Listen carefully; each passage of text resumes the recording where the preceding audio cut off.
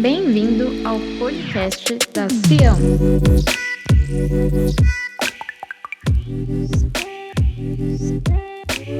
Para ficar por dentro de tudo o que acontece na nossa igreja, siga o nosso Instagram, @igrejamassa. Agora, aproveite a mensagem.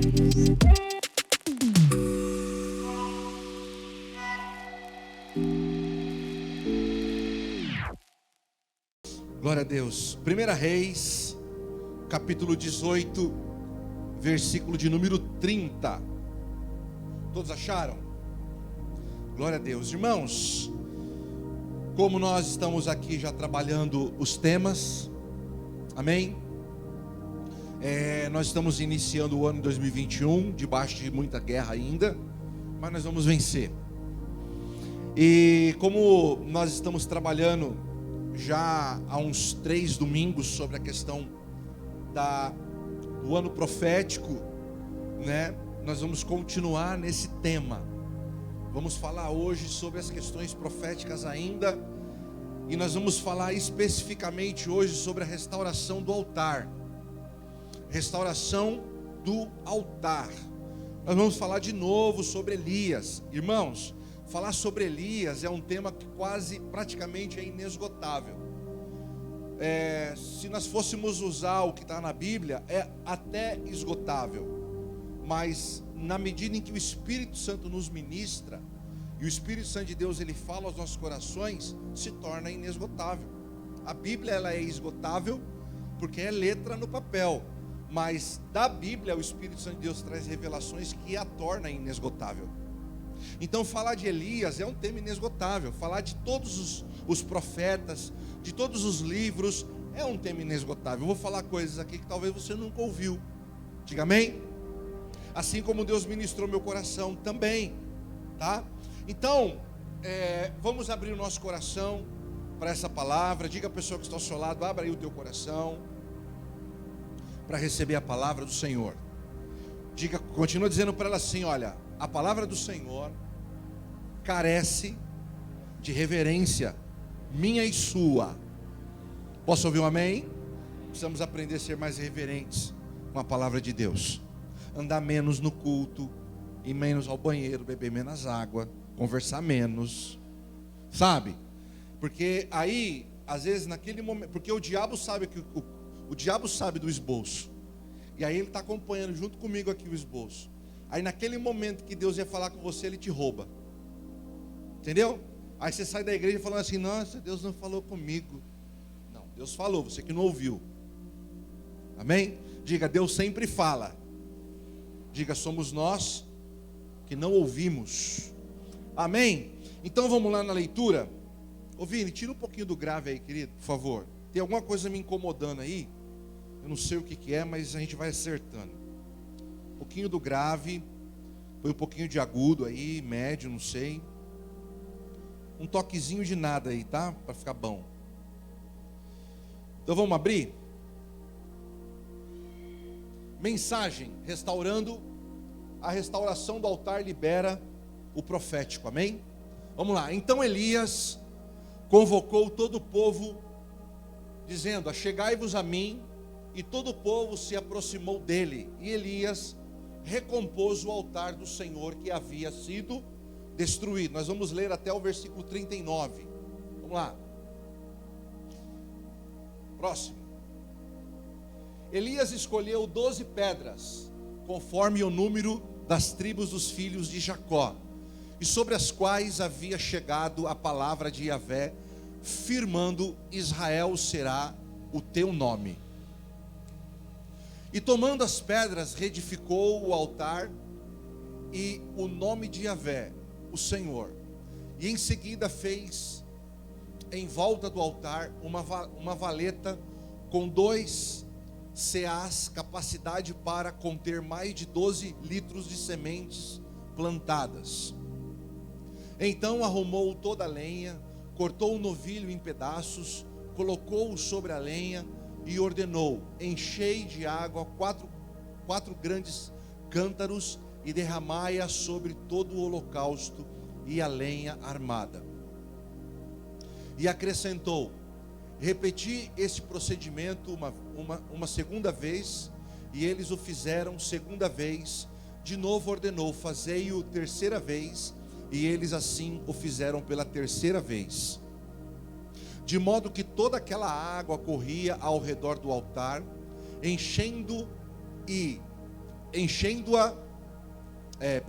do altar, chegando a encher completamente toda a valeta que fora cavada. Com a chegada do pôr do sol, quando se apresenta a oferenda, Elias, o profeta, aproximou-se e exclamou: ó Yahvé, Deus de Abraão, de Isaque e de Israel, saiba-se hoje que tu és Deus em Israel, que sou teu servo e que foi por ordem expressa da tua parte que realizei todos esses atos de fé mediante a tua palavra. Agora, pois, responde-me, ó Yahvé, atende-me para que este povo reconheça que só tu, ó Senhor, és Deus e fazes o coração do povo retornar para ti. Então, no mesmo instante, caiu o fogo de Yahvé sobre o sacrifício e o queimou completamente, bem como toda a lenha armada, as pedras e todo o chão em volta, e ainda secou toda a água que enchia a valeta. Assim que o povo testemunhou todo esse acontecimento diante de seus olhos, imediatamente todos se prostraram com o rosto em terra e exclamaram a uma voz: só Yahvé, o Eterno, é Deus, só o Senhor é Deus. Amém? Curve sua cabeça, vamos fazer uma oração. Senhor Deus e Pai, colocamos diante de Ti a nossa gratidão, o nosso louvor, Pai. Colocamos diante de Ti o nosso reconhecimento. Colocamos diante do Senhor também, Pai, a nossa adoração, e pedimos que o Senhor fale conosco mediante a Tua palavra nesta noite. Abençoa a vida dos Teus filhos e que o coração deles estejam abertos para que possa ali ser depositado, Senhor, o valor que há na Tua palavra. Fala conosco em nome de Jesus. Amém, graças a Deus. Amém, queridos? Então, nesse contexto que nós estamos aqui lendo, em relação ao livro, a história de Elias e a restauração do altar, nós vimos aqui 3 elementos, né, nesse processo que Elias fez, que foi uma valeta em volta do altar, que cabe ali 12 litros de semente, que a lenha que ele colocou, né, que é o elemento para atrair o fogo, e que também o novilho, que é o sacrifício da expiação. Então a gente vê esses 3 elementos acontecendo aqui, né, logo de cara, né, eu estou comentando rapidinho sobre eles aqui, mas assim, nós vamos falar sobre cada um deles lá na frente. Agora eu quero trabalhar com vocês o início de tudo isso, aonde tudo isso aconteceu e o porquê tudo isso aconteceu. Vamos falar rapidinho aqui sobre a questão da restauração do altar. Amém, queridos? Restaurar, irmãos, alguma coisa, na verdade, na maioria das vezes, não é muito fácil. Você restaurar as coisas é mais difícil do que você construir algo novo, né? Às vezes a restauração de algo é até desanimador, não é nada atraente, né? Então, quando nós estamos falando dessa questão de restaurar o altar, restaurar, né, nós vemos o próprio Elias passando por esse momento. Essa questão de restauração, existem pessoas que é até boa nisso, né? No YouTube tem vários vídeos hoje, videozinhos de restauração de coisas. Quem já viu? Eu gosto de ver aquilo. Ferramenta velha, equipamento antigo. Chega o cara lá, coloca a musiquinha de fundo, aí ele pega o objeto, começa a olhar e tal, coloca na bancadinha, começa a desmontar, aí começa a limpar, e daqui a pouco está tudo pronto para ser pintado de novo, né? E aí ele coloca lá de repente a foto do antes e a foto do depois, e você vê que é possível restaurar. Mas nem todo mundo tem essa habilidade. Na verdade, restaurar as coisas é até desanimador, né? Na maioria das vezes. Elias teve esse dom de restaurar. E o mesmo Espírito que estava sobre Elias está sobre a igreja. Você tem o dom de restaurar. Nós temos esse dom de restauração. Se nós não tivéssemos o dom de restauração, não faria sentido estarmos aqui hoje. Não faria sentido estarmos ministrando a palavra. Porque a palavra fala também sobre o velho homem e o novo homem. A palavra também fala sobre a velha criatura e a nova criatura. A palavra fala que as coisas velhas se passaram e eis que tudo se fez novo. Então, a Bíblia ela está tratando de restauração aqui conosco hoje. O tempo todo a Bíblia ela está tratando de restauração. Desde Gênesis Deus está tratando de restauração. A restauração do homem na presença de Deus. A restauração da mulher na presença de Deus. A restauração da família na presença de Deus. Então, o tema restauração, ele está de Gênesis a Apocalipse. Só tem uma criatura que não tem como ser restaurado juntamente com os seus amigos, que é Lúcifer e seus demônios. Só estes que não podem ser restaurados. Por quê, apóstolo? Porque eles viram Deus, eles viveram na glória. Irmãos, não existe nada maior do que a glória de Deus. Não existe nada mais poderoso do que a glória de Deus que Lúcifer possa clamar para que o possa salvar. Lúcifer, ele viu o ápice da glória, ele viu o ápice da justiça, ele viu o ápice do amor, e os demônios que caíram com ele também. Então eles não podem ser restaurados, porque eles saíram de um lugar que não tem um lugar maior. Agora eu e você, nós vamos ser restaurados, já somos, né? Mas estamos num processo de restauração diário, todos os dias, porque nós estamos nesse mundo de pecado, de injustiça, nesse mundo de mentira, de engano, onde a palavra diz que o ladrão mina, o ferrugem corrói, aonde há choro e ranger de dentes, nós estamos sendo transformados, restaurados para um lugar que não há nada disso mais, que é a presença de Deus, aonde o ladrão não rouba, o ferrugem não rói, e não há choro e nem ranger de dentes. Muito pelo contrário, é um lugar aonde há alegria eterna na presença de Deus. Mas para nós irmos para lá, nós precisamos entender o caminho que Deus quer que nós façamos aqui na terra. E o processo de restauração é um processo delicado, cansativo, porém essencial. Amém, querido? E Elias, ele teve essa habilidade de restaurar um altar. Elias restaura o altar. Amém? Então, nós precisamos entender que no processo de restauração de Deus, não existe o segundo Danilo, não existe o segundo Jefferson, não existe o segundo Fábio, não existe o segundo você. No processo de restauração de Deus, Deus só vê você, Deus só vê a mim, Deus só vê a nós no individual. O que eu quero dizer, povo? Eu quero dizer que não havia dois altares, só havia um altar. O altar que nós estamos falando aqui estava sendo usado para a adoração do povo a Baal.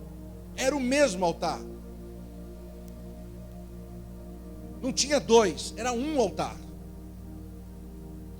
O povo havia colocado sacrifício no altar e eles estavam clamando há um dia inteiro para que Baal recebesse aquela oferta. Como Deus vê aquilo? Como que Deus enxerga uma atitude dessa?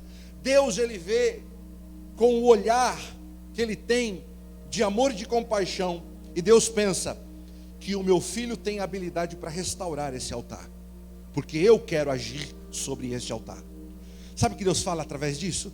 Que Deus, ele tem desejo de ver você plenamente restaurado, porque ele quer usar e ele quer agir sobre você, através de você, através da sua vida. Então, quando nós entendemos, irmãos, que não há um segundo e sim apenas o primeiro, por que eu digo isso? Mas apóstolo, nós estamos aqui em algumas pessoas, como não tem segundo? Não, querido, você é único. Irmão, você é único. Irmã, você é única. Porque aquilo que Deus ele quer fazer na minha vida, Ele só vai conseguir fazer na minha vida. Então eu sou único. Aquilo que Deus quer fazer na sua vida, Ele vai fazer só na sua vida. Porque você é único. Nós somos únicos. Por isso que nós temos que ter muito cuidado. Porque existem pessoas que só serão salvas por causa do seu testemunho. Existem pessoas que só vão vir. Irmãos, existem pessoas que só serão salvas por causa do meu testemunho, das minhas decisões, das nossas decisões, daquilo que falamos, de como pensamos, da maneira como agimos. Porque aquilo que Deus tem para a minha vida é só para mim, aquilo que Deus tem para você é só para você. E a história que Deus tinha para Israel através daquele altar era para Israel, para aquele momento, para aquela época. Posso ouvir um amém? Diga, não tinha 2 altares, só tinha um altar. O altar, irmãos, jamais pode ser desvirtuado. Um altar jamais pode ser desvirtuado. Porque nós precisamos entender que tudo pertence a Deus. Amém? Somos nós quem desviamos o propósito verdadeiro das coisas. É nós que desviamos. É nós que desviamos o propósito verdadeiro da nossa vida. É nós que desviamos o propósito verdadeiro da nossa família. É nós que desviamos o propósito verdadeiro do nosso dinheiro. É nós que desviamos o verdadeiro propósito do nosso ministério. Deus te fez para glorificar o nome dEle. Deus fez você para servi-lo. Deus fez você para amá-lo, para louvá-lo. Sim ou não?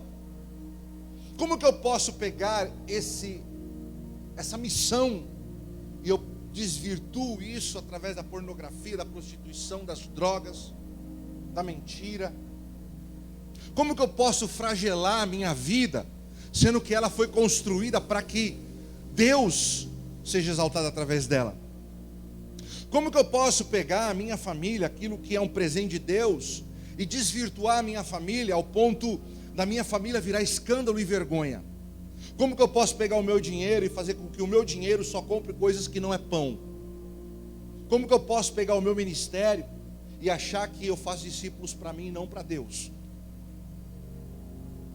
Quando eu passo a olhar dessa maneira as coisas, eu começo a entender que algumas coisas no altar, na minha, na sua, na nossa vida, na nossa existência, precisa de alguma restauração.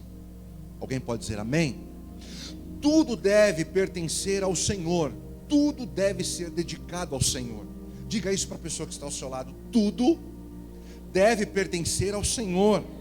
Tudo deve ser dedicado ao Senhor. Irmãos, Israel estava passando por um problema. Escute. Israel estava passando por um problema de pecado. Israel estava passando por um problema de rejeição absoluta de Deus através das suas ações.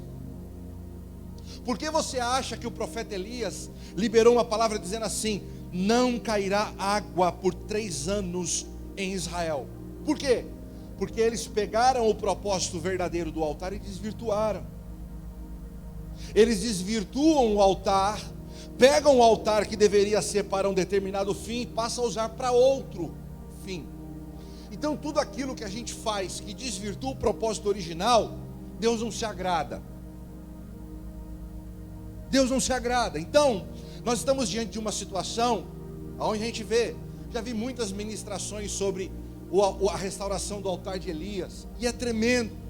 Mas aqui nesse caso, irmãos, nós estamos vivendo um tempo onde de fato a igreja precisa de uma restauração. Estávamos conversando, eu e Danilo, esses dias. Vai ter que vir um avivamento sobre a igreja. Diga amém. Porque se Jesus vier buscar a igreja hoje, a igreja não sobe.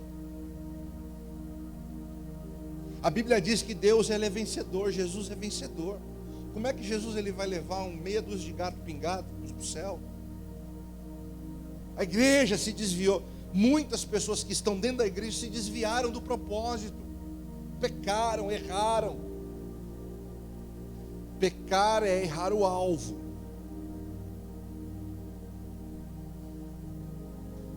Talvez o Brasil esteja passando por algo assim por permissão de Deus mesmo. Não que a praga veio de Deus, mas pode ser uma permissão. Para que o povo se ajuste, para que o povo se alinhe. Eu não estou cravando nada aqui, eu estou dizendo através de uma possibilidade. Então veja, tudo aquilo que a gente desvirtua do propósito original, nós estamos errando. E o altar, aqui em questão, ele foi desvirtuado. Irmãos, o povo de Israel, o povo querido do Senhor, estava usando um altar que era de Deus, para adoração a outros deuses. E a Bíblia diz que Deus não divide a glória dele com ninguém. Como que Deus estava vendo isso, hein? Meu Deus, como será que Deus estava vendo isto? Ei, você é a menina dos olhos do Senhor. A glória de Deus está sobre você. Se você desvia o propósito da tua vida, você está desvirtuando algo que é para ser para Deus,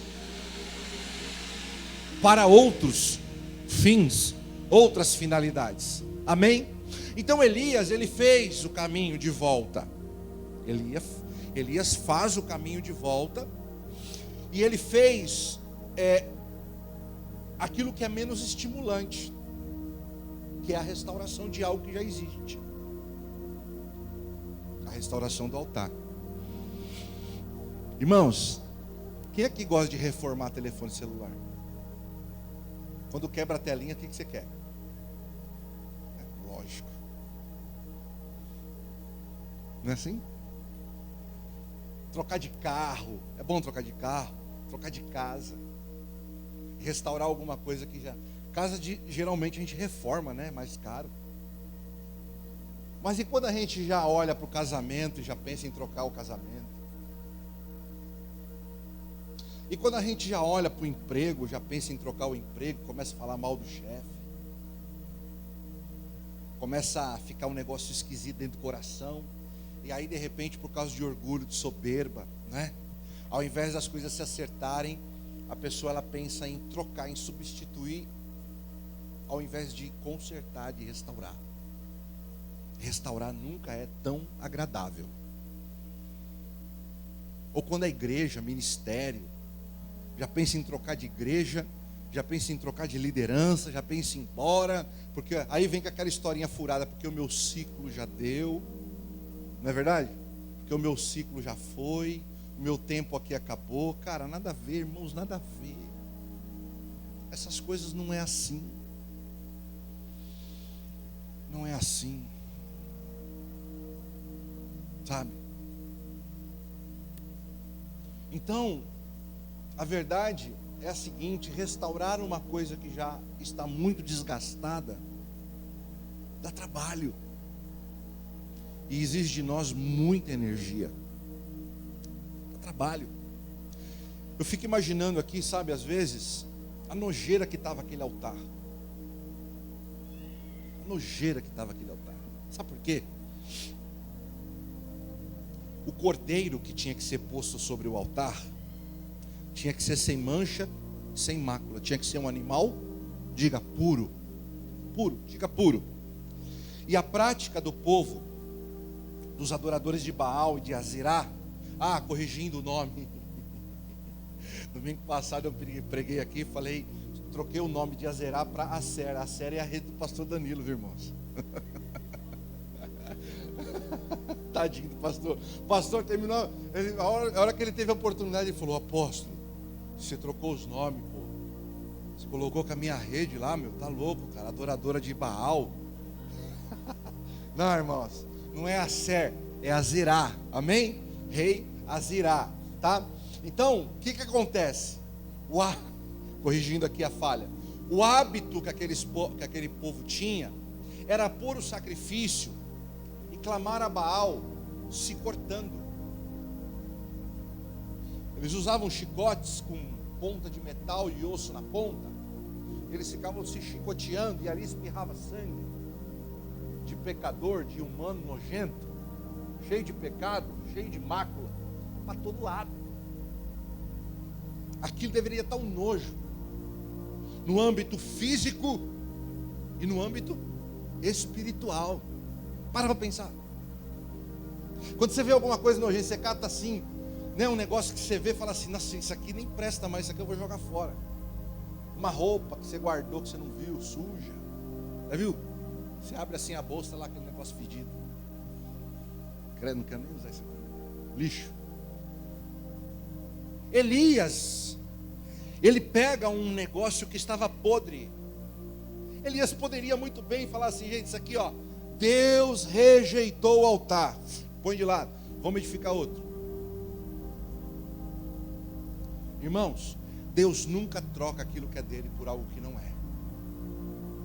Deus, ele requer aquilo que é dele. Amém? Olha para a pessoa que está ao seu lado, olha para a pessoa que está ao seu lado e diga assim para ela: você pertence ao Senhor. Ele requer você na presença dele. Quem recebe isso? Pode aplaudir ao Senhor, porque é verdade.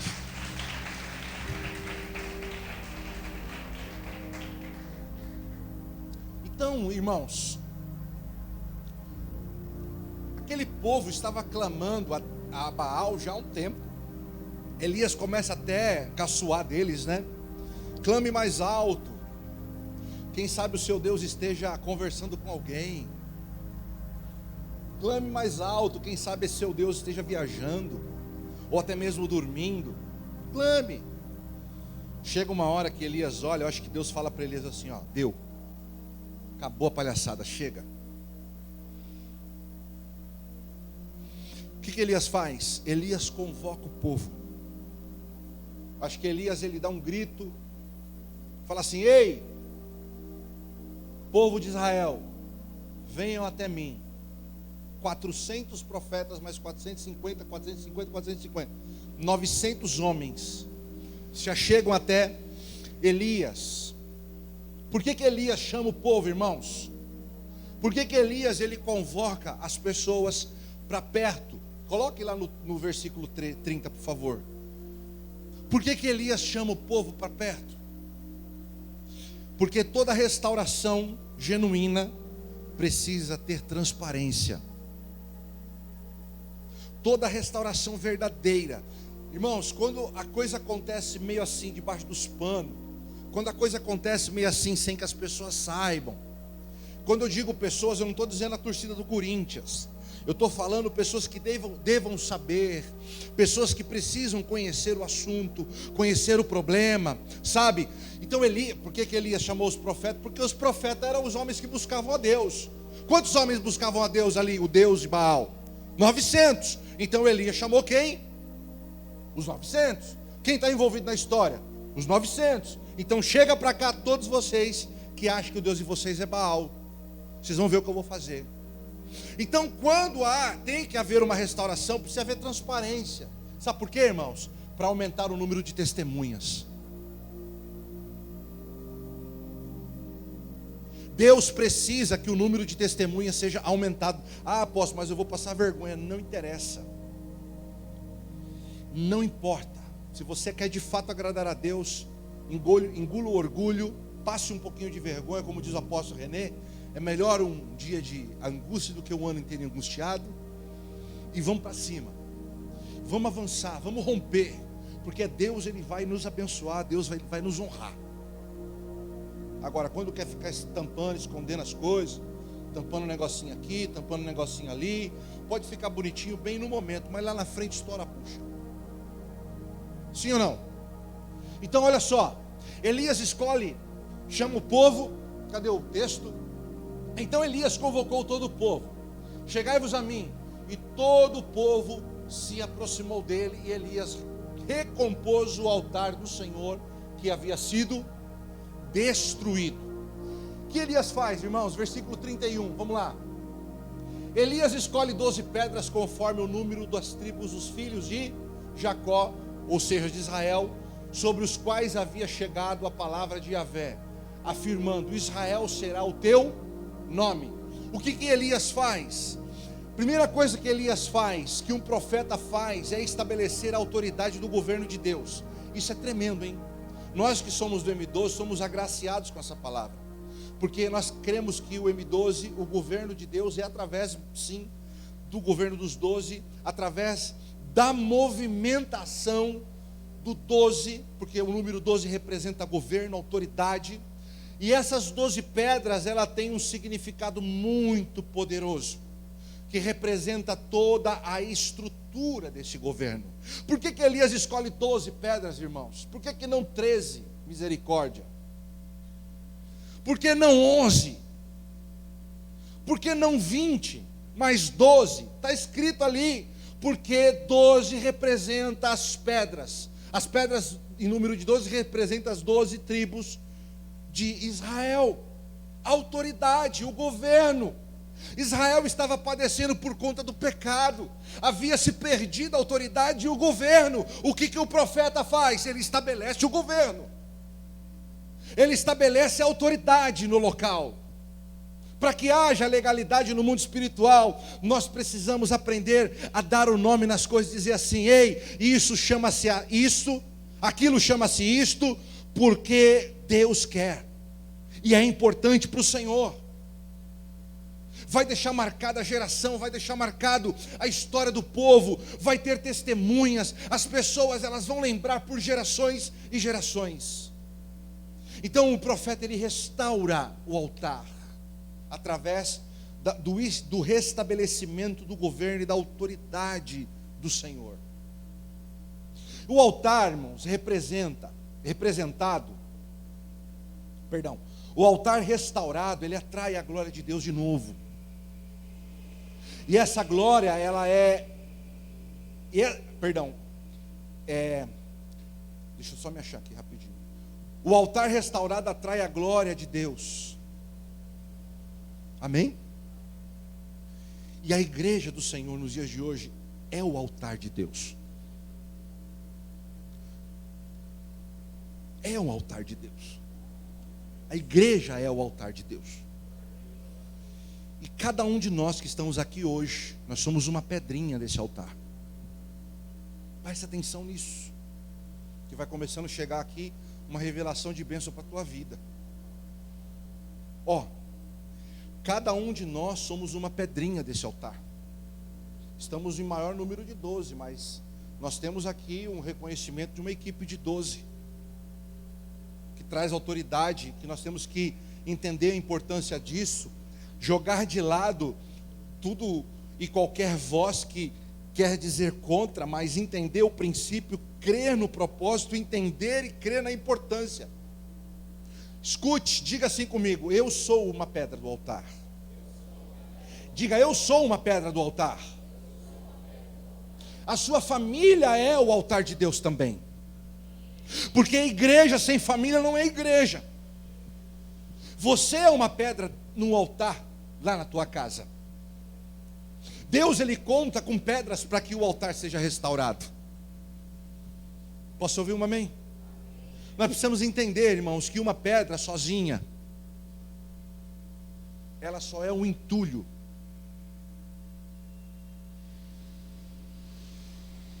Escute, uma pedra sozinha, vou repetir, uma pedra só, uma pedra solitária, uma pedra sozinha, largada, ela é um entulho. Quem já tropicou numa pedra? Você xingou ou você elogiou a pedra?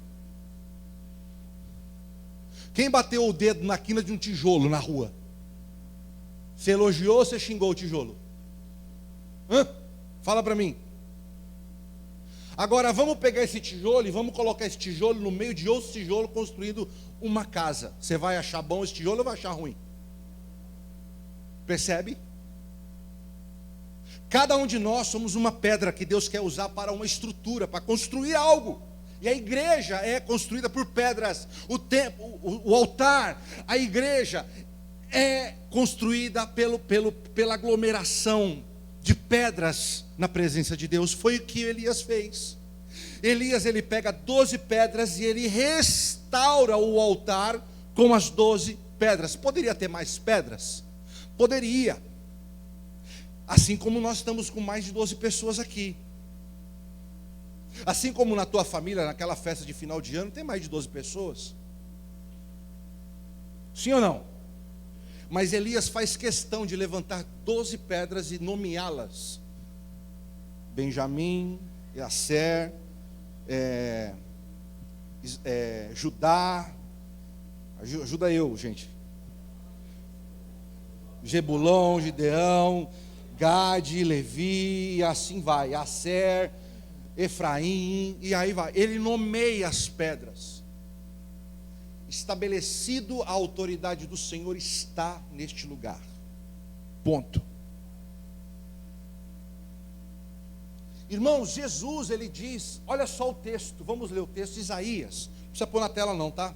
Isaías 28, 16, 17 diz assim, ó, portanto, assim diz o Senhor Deus, eis que ponho em Sião, diga amém, é aqui.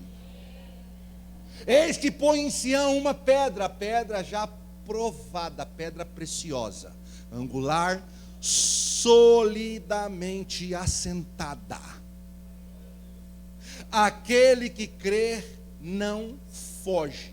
Farei do juízo a régua e da justiça o plumo. Uau! Sabe o que está dizendo aqui, irmãos? Jesus, ele está bem colocado. Ele, como pedra angular, ele está sendo a estrutura principal de toda a construção que é a sua igreja. Amém? Linda palavra, sim ou não? Jesus, ele é a pedra angular. A pedra angular, quem já viu aqueles arcos antigos, aquelas construções antigas? Lá na Sé, se você for lá na Sé um dia, entra na igreja da Sé, mas não vai cultuar lá dentro. Entra na igreja da Sé, vai na direção do altar da Sé e peça para entrar debaixo do altar. É a antiga capela da Sé.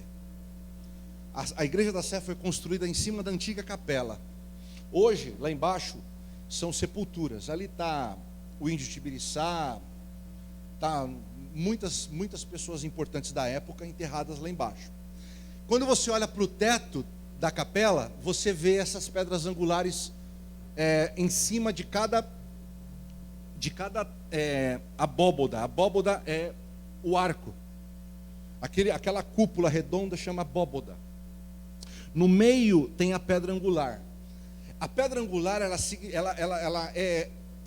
é posta como a última pedra e a central, para dar sustentação em toda aquela estrutura. Então eles firmam a pedra ali, eles armam uma estrutura de madeira, vão colocando as pedras em cima, todas soltas. Quando eles encaixam a última pedra, eles podem tirar a estrutura de madeira, que aquela estrutura não rui. Aquela é a pedra angular. Jesus é a pedra que está mais alta de todas, sustentando todas. E todas estão sustentando Jesus. A igreja sustenta o nome de Jesus.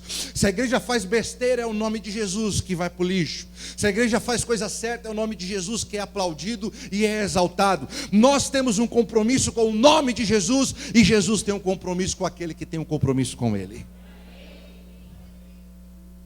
É assim. Então o texto está dizendo, eu colocarei em Sião uma pedra angular, provada. Jesus foi provado, irmãos? Jesus foi muito provado. Jesus é precioso, irmãos. Jesus é muito precioso. É o cara. Só que em 1 Pedro, capítulo de número 2, versículo 7. Agora eu queria o telão, por favor. 1 Pedro, capítulo 2, versículos 7 e 8. O texto já mostra o quê? 1 Pedro. Assim sendo, olha lá, 1 Pedro 2, 7. Assim sendo para vós, os que credes. Quem crê aqui em Jesus? Quem crê na sua palavra? Assim sendo para vós os que credes, essa pedra é preciosa. Mas para os que não creem, a pedra que os construtores rejeitaram tornou-se a principal, a pedra angular. Próximo. E pedra a pedra que está fora da minha vida é pedra de tropeço para mim. Mas a pedra que está ligada na minha vida é pedra de soma e de bênção para mim. A pedra, pastor, que está longe da tua vida, é pedra de tropeço para você. Você vai ter que sempre ficar empurrando ela para o lado. Mas quando há uma aliança, quando há um comprometimento, essa pedra deixa de ser tropeço, passa a ser construção, passa a ser edificação. Então olha lá, a pedra de tropeço e rocha que causa a queda, porquanto aqueles que não creem tropeçam na palavra, por serem desobedientes toda a vida, para isso também foram destinados. Misericórdia. Então veja, eu sou uma pedrinha de construção do reino, eu sou uma pedrinha nesta igreja, nós somos um altar para Deus, e nós somos a construção desse altar. Elias, ele restaura o altar. Nós precisamos entender, irmãos, que uma pedra fora do altar, ela não está no altar. Ela pode pensar que está, mas ela não está. Olha, o verdadeiro altar é formado por mim e por você. Diga amém. Você precisa estar ligado a outra pedra para ter propósito e edificação no propósito de vida que você tem. Sozinho eu não posso fazer nada, mas ligado a alguém eu posso fazer muita coisa. Posso ouvir um amém? Então Elias manda cavar também agora. Veja bem, depois que Elias restaura o altar, irmãos, depois que Elias ele põe as pedras e restaura o altar, Elias ele manda cavar uma valeta em volta do altar. Essa valeta, ela está no versículo 32. Eu queria que você colocasse lá para mim, por favor.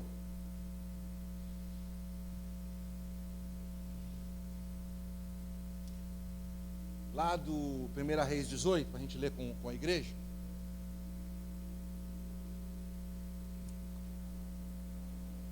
Versículo 32. 32, isso, obrigado. E tomando as pedras, reedificou o altar em nome de Yahvé, o Senhor. E em seguida fez em volta do altar uma valeta com 2 seás, capacidade para conter mais de 12 litros de semente plantada. Irmãos, tudo ali é profético, viu? Hoje para nós essa pregação é profética, porque ela está sendo tirada de uma ação profética que estava sendo executada naquela época para algo pro futuro. Deixa eu dizer algo. Esses 12 litros de semente plantada, não é que na valeta foi colocado apenas 12 litros de semente. 12 litros de semente plantada significa a colheita que 12 litros de semente plantada daria. A valeta era profunda, era grande e cabia muita semente. Vai segurando aí que Deus vai começar a ministrar a tua vida agora. A semente que foi colocada ali, aliás, a vala que foi colocada ali, era a prática por semente da colheita. Vamos colocar o novilho e vamos colocar as sementes da colheita para que o ano que vem tenha mais colheita. Imagina 12 litros de semente semeada no campo. Quanto que não daria de retorno? É o que era colocado no altar. Então, quando Elias ele restaura, ele já começa a pensar em tudo. Ele já começa profeticamente desenhar o futuro que seria Israel. Isso é tremendo. E aí o que acontece, irmãos? Vamos lá. E depois disso, esse segredo da semente falarei depois. Depois disso, Elias ali arruma a lenha e o novilho. Ele restaura o altar, ele cava a vala em volta, e depois Elias ele corta o novilho em partes, coloca no altar e ajeita a lenha em forma de pirâmide. A lenha. Esse momento revela a intenção do ato. Vou fazer uma pergunta para você. Se você vê alguém saindo dentro do açougue do Rodrigo, com uma sacola de carne e um saco de carvão, o que você vai falar que aquela pessoa vai fazer? Brincadeira, você está falando sério. Não brinca. Está ali um bem-aventurado com um saco de carne na mão, um saco de churrasco. O que ele vai fazer com aquilo? Não é possível. Vai falar, vai me convidar. Você no mínimo vai falar, você não vai me convidar. Você não vai me convidar. O que eu quero sugerir a vocês com isto? É que é óbvio que vai ter uma queima de carne, vai ter um churrasco. Então quando Elias, ele arruma um altar, ele coloca a carne, ele coloca a madeira, ele está sinalizando que é necessário vir fogo sobre o altar. Não se faz churrasco sem acender o braseiro, não se faz churrasco sem que o fogo seja ateado ali naquele lugar. Então quando Elias, ele coloca a carne, ele coloca a madeira. Podia só pôr a carne, não podia? Deixa lá a carne, fazer que nem Abraão fez. Ele colocou a carne e os abutres ficaram ali para tentar pegar a carne. Mas a carne não foi queimada. Mas o que Elias sinaliza? Elias diz, eu colocarei madeira, porque eu quero que venha fogo neste lugar. Irmãos, a gente, quando está fazendo as coisas para o Senhor, a gente tem que sinalizar o que a gente quer. Pergunte para a pessoa que está ao seu lado, o que você quer? Sabe, a gente vem para a igreja sem propósito, a gente vem para a igreja sem desejar, a gente vem para a igreja para ficar observando as coisas, a gente vem para a igreja sem desejar receber aquilo que precisamos. Elias sabia. Ei, o povo de Baal, os profetas de Azerá, eles estavam clamando por Baal o dia inteiro e nada aconteceu. Elias falou o quê? Eu vou fazer diferente, porque o fogo do Senhor vai vir sobre este lugar e vai fazer toda a diferença. Então ele sinaliza em um altar de sacrifício. Diga altar de sacrifício. As intenções precisam ficar claras, amém? Para quem está ofertando, para quem está testemunhando e para Deus. Ele chama as pessoas. Quantos homens ele chamou para perto? 900 homens. Quando ele começa a montar aquele altar, restaurar, aqueles homens estão olhando. Quando você tem um sonho, um projeto, e você faz tudo sozinho, só para você,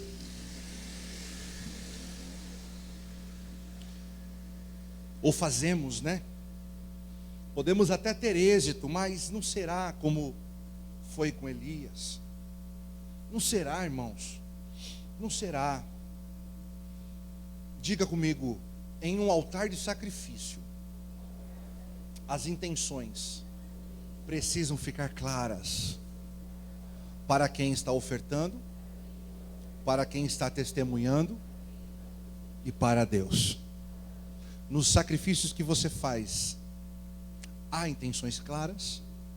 Quando você traz uma oferta no altar, devolve o teu dízimo, entrega uma primícia, há intenções claras. A gente ensina o tempo todo, vai entregar a primícia, senta, conversa, dialoga sobre a importância da oração. A pessoa vem assim e fala assim, só quero agradecer. Faz isso na oferta alçada, faz isso na primícia, aproveita. Hoje eu não conversei nada sobre o assunto com ela. Tem que ficar claro, irmãos. Tem que ficar claro. A gente precisa aprender essas coisas. Posso ouvir um amém? Quem está comigo aqui? Quem está entendendo? Então Elias, ele muda o contexto do ritual. Aqui Elias, ele começa a mudar o contexto do ritual. Até a montagem da madeira, da carne, do novilho, tudo normal. Mas agora, Elias, ele começa a mudar o contexto do ritual. Ele muda tudo agora. Versículo de número 33. Vamos lá.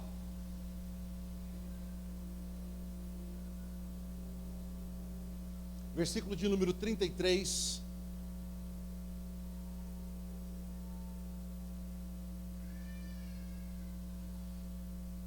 Então arrumou toda a lenha, cortou o novilho em pedaços, colocou-o sobre a lenha e ordenou: enchei de água 4 grandes cântaros e derramai-a sobre todo o holocausto e lenha armada. Armada. Amém? Está ali. Irmãos, para que era a valeta? Para que era a valeta? Quem está comigo? Diga, para semente. Por que se oferecer a semente no altar? Para garantir a colheita do ano que vem. Ok? O que Elias manda fazer? Ele manda encher 4 cântaros. 4 cântaros de água, talhas de água. E ele manda derramar água sobre o altar. Ele manda encharcar o altar. Continuando o texto, 34. E acrescentou, repita esse procedimento uma segunda vez. E eles o fizeram segunda vez.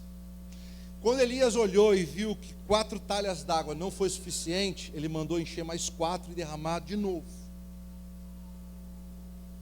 Quando ele viu que as outras 4 talhas não foram suficientes, de novo ordenou, fazei a terceira vez. Fazei-o a terceira vez, e eles assim o fizeram pela terceira vez. Para onde foi a água? 35. De modo que toda aquela água corria ao redor do altar, chegando a encher completamente toda a valeta que fora cavada. Essa era a intenção do Elias. Onde fica a semente, pastor? Para que semente se não tem chuva? Do que o povo precisava? De chuva. Irmãos, a chave dessa mensagem está aqui. Quanto tempo sem chuva? A gente restaura o altar para algo. Diga, eu restauro o altar para algo. Aí é que está. Eu acho que é isso que Deus tem para ministrar no nosso coração hoje. Nós não restauramos o altar para egoísmo, para egocentrismo, para soberba. A gente tem que restaurar o altar para algo que edifique, que construa, que seja verdadeiro e que exalte a Deus em primeiro lugar. Preste atenção. Elias restaura o altar para um propósito. Irmãos, quanto tempo faz que não chovia em Israel? 3 anos. Irmãos, água era mais valiosa que ouro. Água valia mais do que prata. Logo, água valia mais do que sementes. Para Elias chegar para o povo e falar assim, me traga 4 cântaros cheios de água e derrame sobre o altar. Você acha que alguém não cutucou um ou outro lá e falou assim, esse cara tá maluco, velho. Mandar derramar água no altar. O que eles precisavam era de chuva. E o que Elias entendeu foi, não adianta nada colocar aquilo que não precisamos. Precisamos colocar, entregar no altar aquilo que de fato necessitamos, que era chuva. Irmãos, a água naquele contexto valia mais do que ouro. Você podia encher de ouro aquele lugar, você podia encher de prata aquelas valetas, você podia encher de semente, não ia surtir o mesmo resultado, porque a água, a simples H2O, era aquilo que era mais valioso e precioso para aquele povo naquele dia e naquele momento. Quando Elias ele manda encher, eu penso que o coração de Deus ele se derramou para aquele ato. Eu penso que o coração de Deus ele se derramou para aquela ação. Deus olhou a fome, a seca, a escassez. O rei não sabia mais o que fazer com a esposa rebelde Jezabel, e com a falta, e com o povo cobrando, o povo morrendo, os animais morrendo. Sabe o que aconteceu na história? Eles iam distante procurar ainda talvez uma fonte que talvez pudesse existir, para que o gado pudesse comer um pouco de capim, para que eles não tivessem que sacrificar os animais. Porque tinha ali um princípio de matar para não deixar morrer sofrendo. Água. Aquilo que é mais valioso para mim, aquilo que é mais valioso para você, na maioria das vezes a gente quer guardar, a gente quer proteger, a gente quer ter controle. E Deus está falando, no altar restaurado pode colocar qualquer coisa que eu honro. Num altar restaurado pode pôr qualquer coisa que eu abençoo. Irmãos, uma palavrinha que eu quero ministrar aqui ao teu coração. Quem sacrifica, descansa. Diga para a pessoa que está ao seu lado, quem sacrifica, descansa. Estamos vivendo momentos difíceis, uma guerra, um desafio atrás do outro, notícias não tão boas, mas nós precisamos confiar. Irmãos, não havia água em Israel, e o profeta maluco manda derramar 12 talhas d'água sobre um altar. Pergunte para a pessoa que está ao seu lado, tem coragem, irmão? Será que temos essa coragem? Será que nós temos alinhamento espiritual? Será que profeticamente falando nós estamos tão alinhados assim com a voz de Deus, com a vontade de Deus, com as direções que vêm do trono do Senhor, para que nós possamos assim alinhar as nossas ações? Desde a restauração do altar, a montagem do altar, ao derramar daquilo que realmente nós necessitamos. Irmão, se no altar da sua vida você precisa de humildade, derrame lá a humildade lá nesse altar. Se no altar da sua vida você precisa de finanças, vamos ofertar.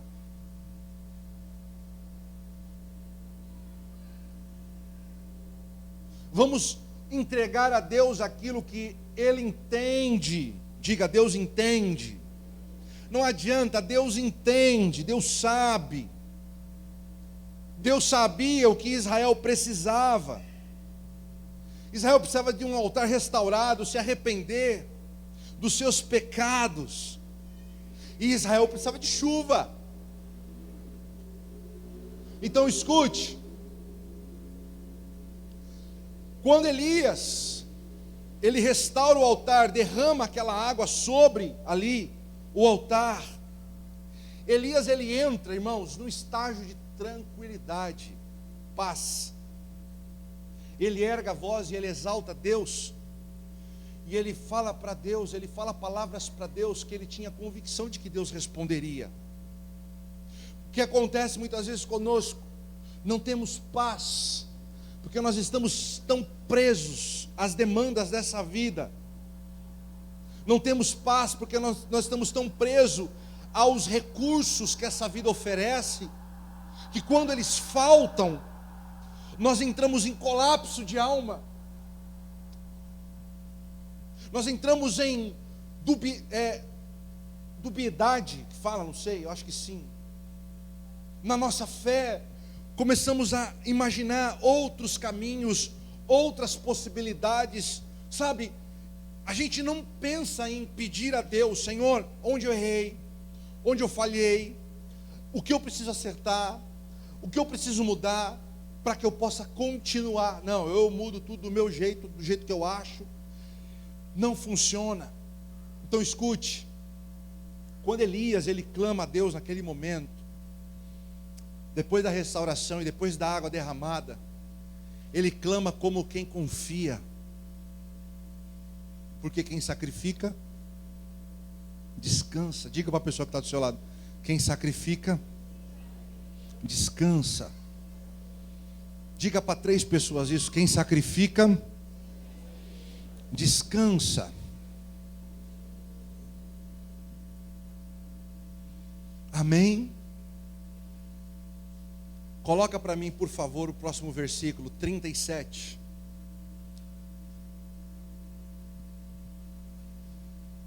E ele diz: agora, pois, responde-me, ó Yahvé, e atende-me para que este povo reconheça que só tu, ó Senhor, és Deus, e fazes o coração do povo retornar para ti. A nossa vida, o nosso altar restaurado vai servir de edificação e vai servir de testemunho para que outras pessoas venham e desejem Jesus. Essa é a intenção. Vamos falar de profético esse ano, vamos falar de profético o tempo todo. Mas o profético, ele está alinhado, irmãos, diretamente ao evangelismo. Ele está alinhado diretamente à propagação do reino, do evangelho, atrair as pessoas para Cristo. Amém? Então nós precisamos começar a compreender. Quando eu estou alinhado, quando a minha vida ela está reta diante de Deus, quando alguma coisa não está bem, o Senhor ele vai começar a sinalizar em nossos corações coisas que precisam ser ajustadas.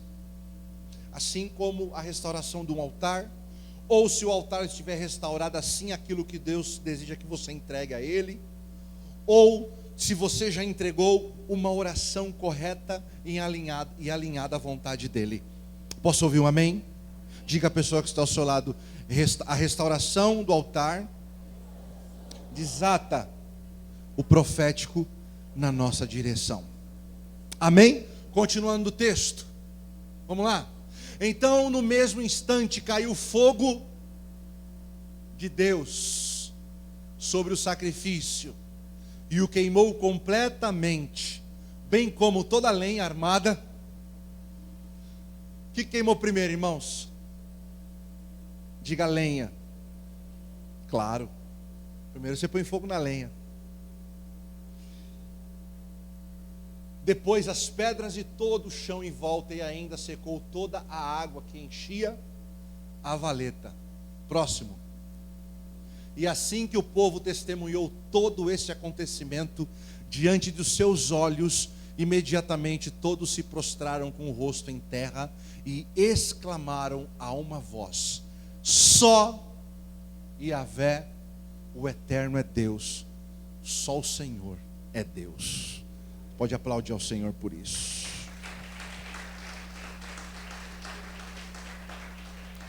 Fique de pé.